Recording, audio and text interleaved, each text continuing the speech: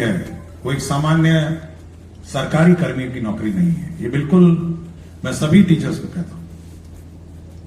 और यदि कोई टीचर यह सोच के आ रहा है कि ये सरकारी नौकरी है इसलिए मैं करना चाहता हूं या करना चाहती हूं, तो बहुत ही गलतफहमी में है। टीचर्स की नौकरी बिल्कुल भिन्न है और ये सबसे भिन्न है, मतलब इसका कोई तुलना किसी अन्य नौकरी से नहीं है। आप समझ सकते हैं जब आप क्लास में जाते हैं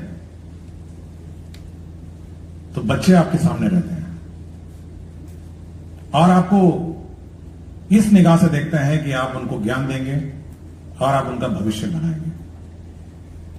एक सामान्य सरकारी नौकरी में क्या होता है, कार्यालय में बैठे हैं, संचिकाएं आती हैं जाती हैं, आप संचिका को कभी ऊपर भेजते हैं, कभी संचिका को नीचे भेजते हैं, आपकी मर्जी है, आप अप्रूवल करिए नहीं करिए, 5 दिन बाद करिए, 10 दिन बाद करिए।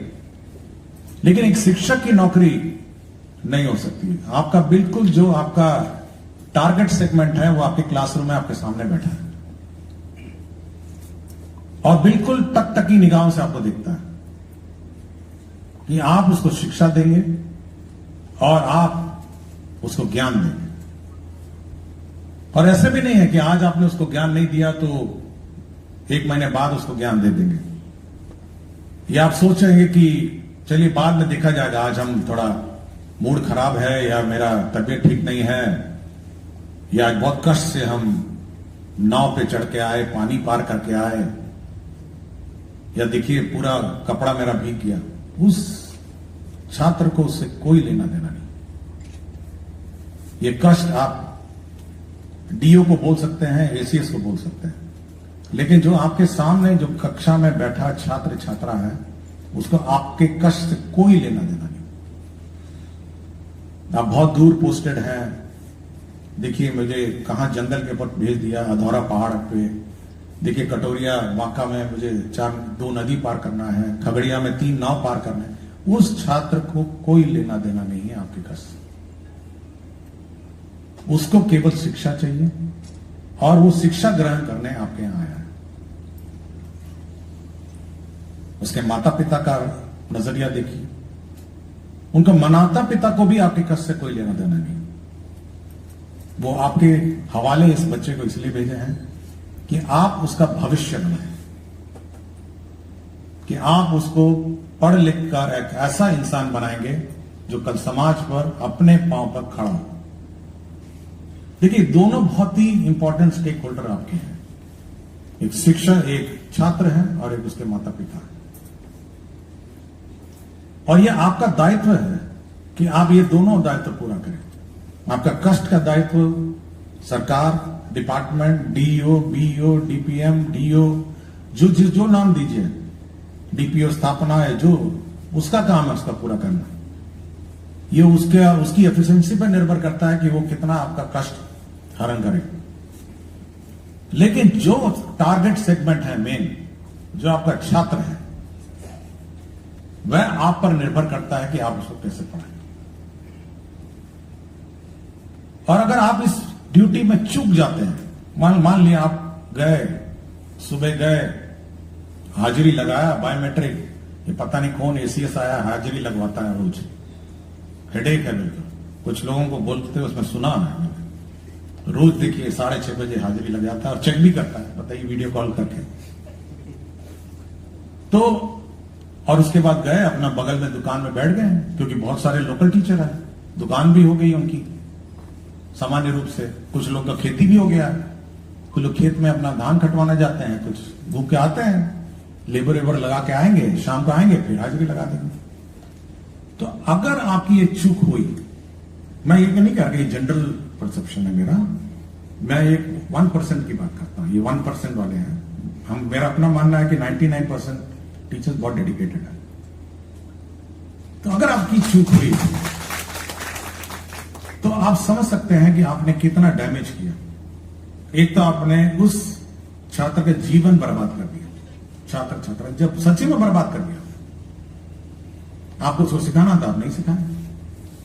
वो क्लास 1 से क्लास 2 पहुंच जाएगा, फिर क्लास 3 पहुंच जाएगा, उसको चाहता ही नहीं, ना मैथ्स आता है ना इंग्लिश आता है, नहीं कुछ आता है। सरकार ने आपको वेतन समय पे दे दिया, सरकार ने हाजिरी भी लगा दी, सब सरकार ने सब कुछ आपको दे दिया, लेकिन उस नन्ही सी जान की जिंदगी आपने बर्बाद कर दी। और बाद में जाके क्या बनेगा? वो जब 18, 19 साल, 20 साल होगा, सड़क पर बैठ जाएगा कि भाई हमको कुछ काम दे दीजिए, कुछ भी दे दीजिए, कुछ भी कर लेंगे। नहीं समझ में आ रहा है तो मुठरी बांधेगा, ट्रेन में पकड़ेगा, बैठेगा, कहीं बंबई दिल्ली चला जाएगा, जिसको हम प्लान बोलते हैं।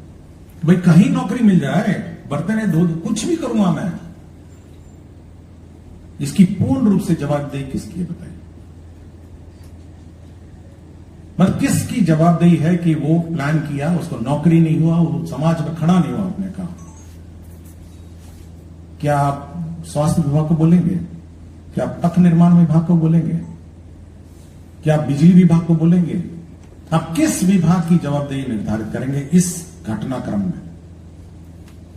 मैं सुबह घूम रहा था, मैं सोच रहा था कि आज क्या बात करूं मैं आपसे। इसकी पूर्ण रूप से जवाबदेही उस विद्यालय की और उस शिक्षक की। अगर वो चूकता है तो समाज में सब समस्याएं खड़ी हो जाएंगी। और ये अकेला विभाग है, मैं बता रहा हूं। कभी आपको लगता होगा कि शिक्षा विभाग क्या है, ये तो ऐसे ही था। इसकी इतनी जवाबदेही है कि दूसरे की जवाबदेही इतनी नहीं है। रोड आज नहीं बने, 6 महीने बाद बन जाएगा, ठेकेदार बना ही देता है, 1 साल बाद बना देता है। पुल है 1 साल नहीं 2 साल में बन जाएगा। लेकिन क्या छात्र जो उस क्लास में है, अगर आज शिक्षा उसने ग्रहण, अच्छा उस गांव के अंदर है जहां पे चारों तरफ से पानी से घिरा हुआ है, उसकी क्या गलती है? उसकी क्या गलती है कि उस गांव में रहता है? अभी हाल ही में मुझे राघोपुर जाने का मिल रहा, अभी तो पुल बन गया है, वो जो 6 लेन फ्लाईओवर में हाल ही में परसों ही गया था, मैं देखा अंदर एक स्कूल था और मुझे पता चला कि इसी से नाव से जाता था। फिर मैंने देखा कि वो गंगा नदी है और गंगा नदी पार करके इसी स्कूल में लोग जाते थे। तो उस बच्चे की क्या गलती जो स्कूल में जाता है? उसकी भी अपनी जिंदगी है, उसका भी अपना कैरियर है, उसके भी अपने सपने हैं। लेकिन थोड़ा आपको कष्ट लेना पड़ेगा और थोड़ा ये डेडिकेशन आपको होना पड़ेगा कि देखिए ये बच्चा का कैरियर, इसकी जिंदगी मेरे हवाले, और कोई इसके लिए रिस्पॉन्सिबल नहीं है। मैं बिल्कुल बार बार कहता हूं, एक टीचर ही है जो उसकी जिंदगी बनाएगा। बिजली विभाग उसकी जिंदगी नहीं बनाएगा, या रोड डिपार्टमेंट उसका जिंदगी बनाएगा। कोई नहीं बना सकता ना भाई, कोई नहीं बनाएगा। कि दिमाग में बैठना चाहिए हमको कि भाई उसकी जिंदगी बनाने का कार्य शिक्षक का है। समाज में ऊंच नीच भेदभाव उसको मिटाने का काम किसका है? वो भी शिक्षक के बातें। आप सोचते होंगे कि शिक्षक पर कितना रिस्पॉन्सिबिलिटी है। मैं कोई अच्छे बैकग्राउंड का आदमी नहीं हूं, कोई फाइनेंशियली स्ट्रांग आदमी नहीं था, लेकिन आज शिक्षा के बल पे आया हूं ना। कोई और थ्योरी बता दीजिए कि ऐसे ही आ जाएंगे हम ऊपर। कोई थ्योरी बताइए ना इस दुनिया में कि अचानक आप सोशल स्टेटस से ऊपर पहुंच जाए अपने आप। शिक्षा क्या है? और उसका एक ही माध्यम है, टीचर्स ऑफ बिहार, इस राज्य के शिक्षक। ये एक ही है ना। और अगर शिक्षक कहने लग जाए कि नहीं ये करेंगे तो वो करेंगे तो वो करेंगे तो ऐसा होगा तो वैसा होगा, no, it can not happen, it will not wait. Education can not wait ना, और ये किसी का इंतजार भी नहीं कर सकता। इसलिए मैं बार बार जब भी हर फोरम में आप दिखेगा, मैं एक ही लाइन बोलता हूं कि भाई इस बच्चे की जिंदगी आपके हाथ में, इसको संवारना है तो संवारेंगे। ये बर्बाद अगर आप कैजुअल लेंगे तो बर्बाद हो जाएगा। और इस पूरे प्रकरण में फाइनली किसका क्या असर होगा? लोग जाति पाति करने लग जाएंगे, ऊंच नीच करने लग जाएंगे, और इसका पूरा असर इस राज्य पर पड़ेगा, पूरा असर।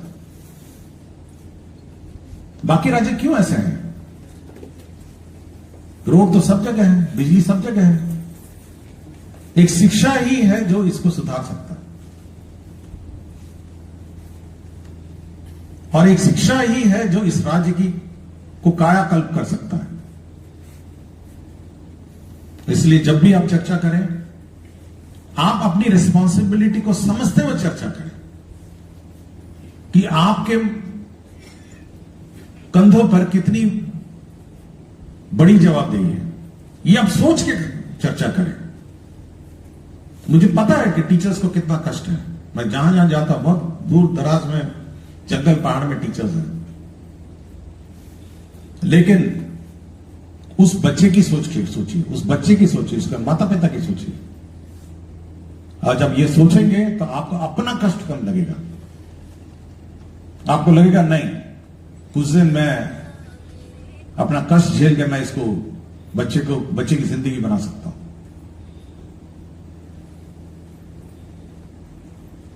मैं इसीलिए मैं ये बात आपसे कहने आज आया हूं कि भाई आपको अपनी रिस्पॉन्सिबिलिटी समझनी होगी और ये जवाबदेही आपको लेनी होगी। हम लोग हैं, बिहार सरकार डिपार्टमेंट है, हम लोग हैं। हम लोग जहां तक पॉसिबल है आपका कष्ट दूर करेंगे, आपका सहयोग करेंगे, लेकिन उसकी भी सीमाएं हैं। अचानक कोई कहेगा कि नहीं, हम तो कैमूर के पहाड़ पे हम जाएंगे ही नहीं, तब सोच सकते हैं कि क्या होगा। कैमूर के पहाड़ पे किसी को तो जाना ही होगा, उस पहाड़ पे पढ़ाने के लिए किसी को तो जाना ही पड़ेगा ना। पलामू बॉर्डर पे विद्यालय में वो भी शिक्षक ही होगा और शिक्षक ही पढ़ाएगा ना। वो तो हम नहीं जाके पढ़ा सकते हैं। इसलिए मैं ये कह रहा हूं कि आप लोग, आज बात तो है एनईपी पे, लेकिन अपनी रिस्पॉन्सिबिलिटी, अपनी जवाबदेही और इस समाज में जो आपकी सबसे महत्वपूर्ण भागीदारी है, उसके बारे में अपने मन में सोचिए। लोग चर्चा नहीं करेंगे, हो सकता है, लेकिन इसको आत्मसात करना पड़ेगा। ये अपने दिमाग मन में इसको बैठाना पड़ेगा। और जब आप अगली बार स्कूल में जाएंगे, आप उस शिक्षक, आप उस छात्र छात्रा को इस नजरिए से देखिए, उस माता पिता को इस नजर से देखिए। और मैं कह रहा हूं कि कोई नहीं चाहता है कि शिक्षा व्यवस्था खराब हो, कोई नहीं चाहता। ना डिपार्टमेंट चाहता है, ना आप चाहते हैं, ना माता पिता चाहते हैं, ना छात्र चाहते, कोई नहीं चाहता। सब चाहते हैं कि ये सुधरे, और ये मेरे से नहीं सुधरेगा, ये आप लोगों से सुधरेगा और ये टीचर से सुधरेगा। एसीएस कुछ भी बोलते रहे, लेकिन जब तक हमारे टीचर्स, इस राज्य के टीचर्स ये मन में नहीं बैठाएंगे कि हमको इस व्यवस्था को सुधारना है, इस बच्चे की जिंदगी सुधारना है, इस बच्चे का कैरियर बनाना है, इस दुनिया की कोई ताकत नहीं है जो ये व्यवस्था में परिवर्तन ला सके। इसलिए मैं कह रहा हूं कि आप इस रिस्पॉन्सिबिलिटी को बखूबी निभाएं। और टीचर्स ऑफ बिहार, मैंने बहुत इनकी वेबसाइट कल रात को मुझे देखने का मौका मिला, बहुत सारे